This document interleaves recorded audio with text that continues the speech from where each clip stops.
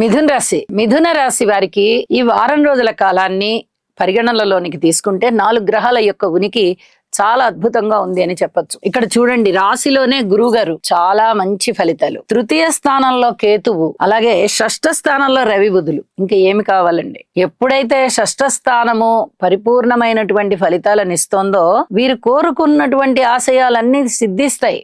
ఆశయ సాధన జరుగుతుంది, కార్యసిద్ధి కలుగుతుంది, కార్య జయము కలుగుతుంది. మనస్సు అనేది చాలా దృఢంగా ఉంటుంది, విజయావకాశాలు బాగా ఎక్కువగా ఉంటాయి, కుటుంబం బాగుంటుంది, ఆదాయం బాగుంటుంది, కీర్తి ప్రతిష్టలు బాగుంటాయి, అన్నదమ్ములు బాగుంటారు, ఆలోచనలు బాగుంటాయి, మీరు తీసుకునే నిర్ణయాలు బాగుంటాయి. అలాగే అనుకోని విధంగా వచ్చే విజయావకాశాలు మిమ్మల్ని సంభ్రమాశ్చర్యాలకు గురి చేస్తాయి. ఏమండి ఇంత అనుకోని విధంగా విజయం రావడం ఏంటండి అంటే, మీరు కృషి చేస్తూ వెళ్తారు. ఇంకా ఒక వారానికో ఇంకా 10 రోజులకో ఒక సమయం పెట్టుకుంటారు మీరు. అప్పటికి ఈ పనులన్నీ కంప్లీట్ అయిపోయి మనకి వర్క్ అంతా ఒక కొలికొస్తుంది అనుకుంటారు. కానీ అనుకోని విధంగా ముందరగానే ఈ వారం రోజుల కాలం లోపలే మీకు అద్భుతమైనటువంటి ఫలితాలు కనిపిస్తాయి అని చెప్పి తెలియజేస్తూ ఉన్నాను. అలాగే మాతృవర్గ రీత్యా కొంచెం టెన్షన్ గా ఉండేటటువంటి పరిస్థితి కనిపిస్తూ ఉంటుంది.